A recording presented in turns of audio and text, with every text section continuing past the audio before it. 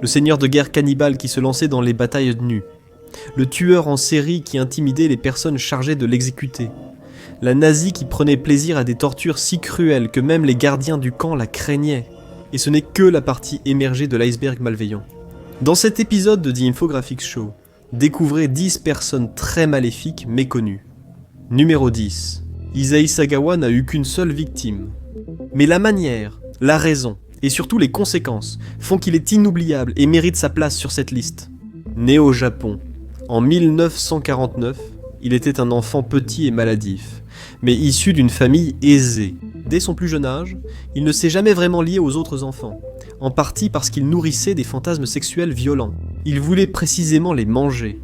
Sagawa a tenté sans succès de commettre des actes violents contre des femmes dans sa jeunesse. Mais à cause de sa petite taille, il n'a jamais maîtrisé personne. Mais tout cela a changé lorsqu'il a déménagé en France pour aller à l'université et qu'il s'est acheté un fusil. La victime des fantasmes de Sagawa était une étudiante néerlandaise, Renée Hartevelt, que Sagawa a attirée chez lui et tuée d'une balle dans la nuque. La vue du sang a fait s'évanouir Sagawa. Mais lorsqu'il a repris connaissance, il a commencé à découper et à manger des parties de son corps dans une frénésie démente. Il a été arrêté en tentant de se débarrasser du corps dans 2 valises et jugé pénalement irresponsable. Il a été renvoyé au Japon, où une irrégularité juridique et l'argent de son père lui ont permis d'être libéré. Il est devenu une célébrité des tabloïds, apparaissant à la télévision, écrivant des livres et mangas sur ses crimes, critiquant de la nourriture et jouant dans un film pour adultes. À sa mort en 2022, il avait passé des décennies à profiter de la réputation de ses actes les plus tordus. Mais Sagawa ressemble à un féministe convaincu comparé à notre prochain psychopathe méconnu, le numéro 9. Gary Heidnik a été l'une des inspirations pour Buffalo Bill, le méchant du film Le Silence des agneaux. Mais la vérité est en réalité bien plus troublante que la fiction. Heidnik a capturé et torturé 6 femmes dans une grande fosse qu'il avait creusée dans son sous-sol. Puis il en a tué 2 au cours du processus. Ce qu'il a fait à ses victimes suffit à donner des cauchemars. En grandissant, il était un enfant exceptionnellement intelligent, montrant des aptitudes pour le travail scolaire et obtenant de bons résultats aux tests. Le problème, c'est qu'il a toujours été antisocial et qu'il montrait un mépris particulier envers ses camarades de classe féminines. Il les rabrouait et affirmait qu'elles n'étaient pas dignes de lui parler, même lorsqu'elles essayaient d'engager une conversation polie. Cela s'est avéré être un présage des actes monstrueusement misogynes qu'il a commis plus tard dans sa vie. Tout a débuté avec l'enlèvement de femmes innocentes en Pennsylvanie. Il battait et maltraitait ses victimes chaque jour, les gardant nues, attachées et menottées. Une survivante des crimes de Heidnik se rappelait le traumatisme d'avoir été déshabillée et traînée dans le sous-sol, où 4 autres captives l'étaient déjà enchaînées. La fosse dans laquelle il gardait ses victimes était remplie d'eau et reliée à un fil électrique sous tension. Il pouvait ainsi activer un interrupteur et infliger une décharge électrique à toutes, afin de les maintenir dans la peur, l'obéissance et de les torturer. Quand les femmes lui désobéissaient, il les bâillonnait et les agressait. Selon une des victimes, il voulait les utiliser comme du bétail reproducteur pour créer une race parfaite d'enfants. Après la mort d'une femme par électrocution, famine et torture, il a obligé les autres à l'aider à démembrer son corps. Arrêté, il a été condamné à mort et fut le dernier exécuté en Pennsylvanie. Bien que Gary Heidnik soit indéniablement un monstre pour ce qu'il a fait à ses prisonnières, notre prochain monstre moins connu n'avait pas seulement une fosse dans un sous-sol. Elle avait tout un camp de concentration de victimes à tourmenter. Numéro 8, Ilse Koch, la louve de la SS. Surnommée la meurtrière des camps de concentration et la sorcière de Buchenwald, Ilse Koch était l'épouse de Karl Otto Koch, commandant du camp de Buchenwald. Elle aimait beaucoup s'impliquer dans le travail de son mari. Il ne vous étonnera sans doute pas d'apprendre que les nazis étaient assez sexistes. Leurs idées sur le monde étaient très patriarcales, où les hommes font tout l'essentiel, et les femmes restent au foyer pour s'occuper des enfants. Ilse a choisi d'aller à contre-courant et de briser le plafond de verre nazi en prouvant qu'elle pouvait être aussi cruelle et sadique que les hommes de la SS. Elle adhérait fermement aux idéologies racistes nazies et se voyait comme l'exemple parfait de femme aryenne. Si l'on en croit les accusations de la presse et des procureurs alliés, elle se livrait à des passages à tabac brutaux des prisonniers et n'hésitait pas à signaler la moindre indiscrétion aux gardes de la SS. À la fin de la guerre, Karl Otto fut exécuté pour détournement de fonds nazis et meurtre non autorisé de 3 prisonniers. Il est choquant que les nazis aient puni ce genre de choses alors que plus de 56 000 personnes sont mortes dans le même camp de faim, de torture, de maladie et d'exécution. Hills a été arrêtée et accusée par les Américains de pratiquement tous les crimes que nous avons déjà mentionnés. Et elle a fini par exécuter sa propre sentence en 1967. Malgré tout, Hills et Carl Otto ne semblent toujours pas égaler la dépravation de notre prochain couple de tueurs sinistres, numéro 7. Nous connaissons tous un couple puissant, un duo iconique qui révèle le meilleur de chacun. Mais Ian Brady et Mira Hindle se sont en fait tout l'inverse. Un couple de psychopathes sadiques s'encourageant mutuellement dans leurs pires penchants. 5 jeunes victimes ont connu une fin horrible à cause des jeux tordus qu'ils voulaient jouer. Brady semblait essentiellement être un psychopathe né. Dès 9 ans, il torturait et tuait des animaux, alternant séjours en prison et institution. Il était fasciné par les crimes de guerre nazis et par le marquis de Sade, écrivain français à l'origine du terme sadisme. Hindley, jeune femme jugée terne et banale par beaucoup, montrait déjà des signes de violence. Lorsqu'elle n'était pas occupée par son travail de bureau ennuyeux, elle participait à des séances hebdomadaires de judo, mais peu de gens aimaient être son partenaire. Elle serrait toujours un peu trop fort et hésitait à lâcher prise. Lorsque les deux se sont mis ensemble en 1961, Hindley est rapidement tombé sous le charme de Brady. Il l'a façonnée selon sa vision parfaite d'une femme aryenne et lui récitait à voix haute les détails des atrocités nazies. Après avoir vu des films classés X dans des cinémas locaux, Hindley parlera plus tard de Brady. En quelques mois, il m'avait persuadé qu'il n'existait aucun dieu. Il aurait pu me dire que la terre était plate, que le soleil se levait à l'ouest, et je l'aurais cru. Telle était sa force de persuasion. Et puis les meurtres ont commencé. Poussés par une obsession de commettre le crime parfait, ils ont commencé à enlever des victimes âgées d'à peine 10 ans avant de les torturer, de les abuser et de les tuer. Dans un cas particulièrement horrible, ils ont enregistré les dernières supplications de l'une de leurs jeunes victimes sur un magnétophone à bande. Des policiers et jurés du procès ont suivi une thérapie après avoir entendu cet enregistrement audio. C'était tellement traumatisant à entendre. Les meurtriers de Moore étaient peut-être de véritables monstres, mais vous préféreriez tout de même les croiser dans une ruelle sombre plutôt que notre prochain parangon meurtrier des ténèbres. Numéro 6. Au début du XXe siècle, Karl Panzram était très actif. Nommez un crime, il l'a sûrement commis. Meurtres en série, de masse, tueries, crimes sexuels, vols, incendies. Un extrait de son journal écrit dans le couloir de la mort donne un aperçu de sa dépravation. Au cours de ma vie, j'ai assassiné 21 êtres humains. J'ai commis des milliers de cambriolages, de vols à main armée, de larcins, d'incendies criminels. Et pour finir, j'ai commis des actes de sodomie sur plus de 1000 hommes. Je ne ressens pas la moindre once de remords.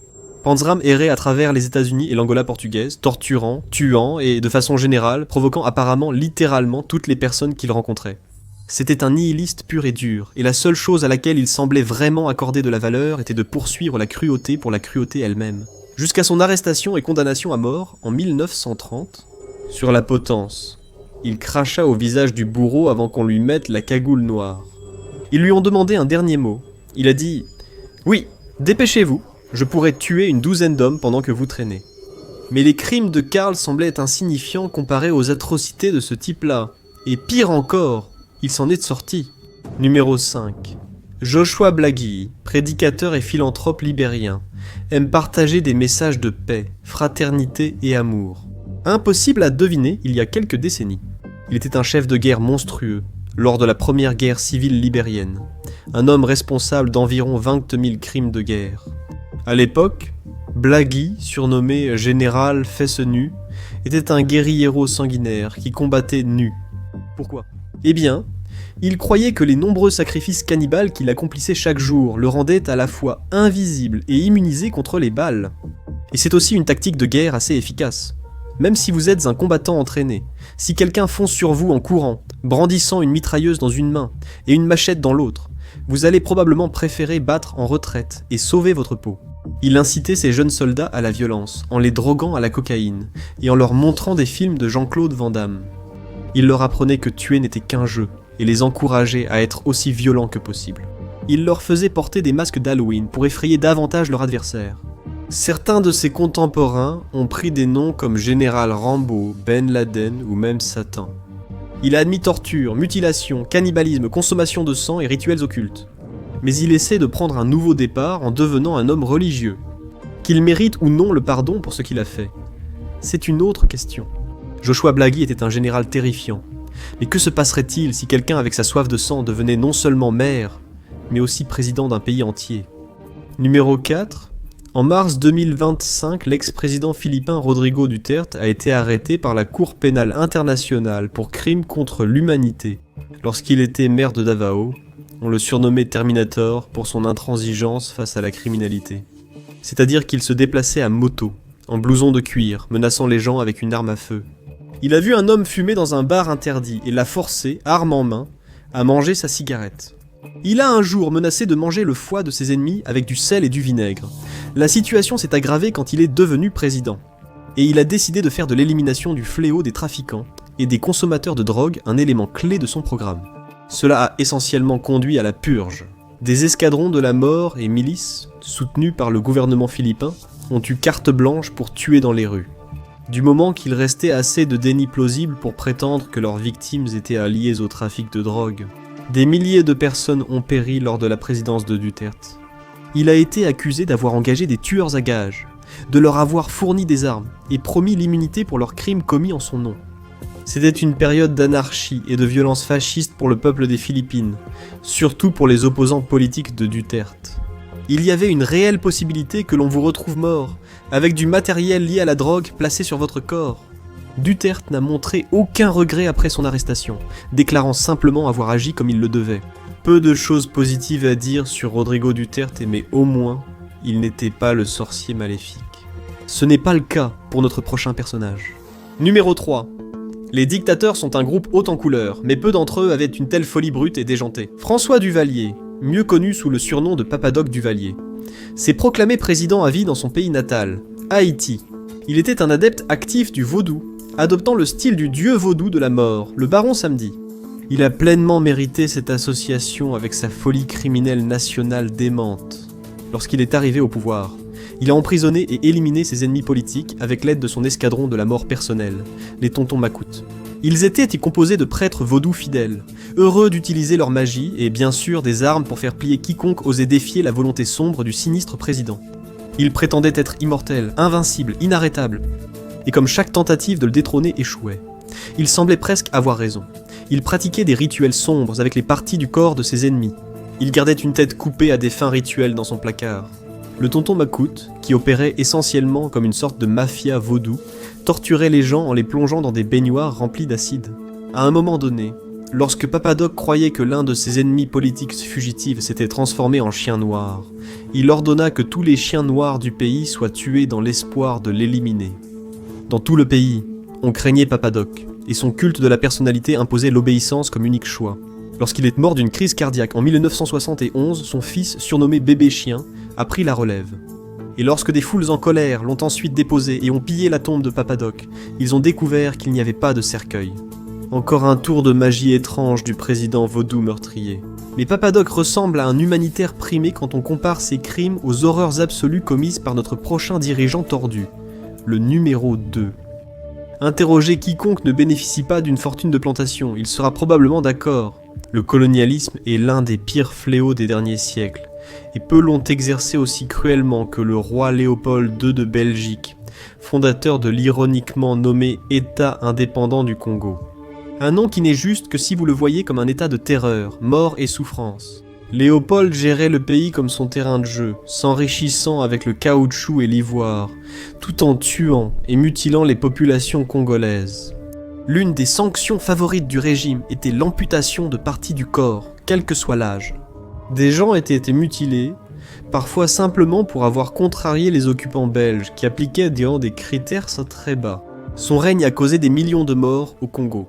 Et c'était tellement brutal qu'à la fin, les autres dirigeants européens, qui étaient pourtant de grands adeptes du racisme et du colonialisme, sont intervenus.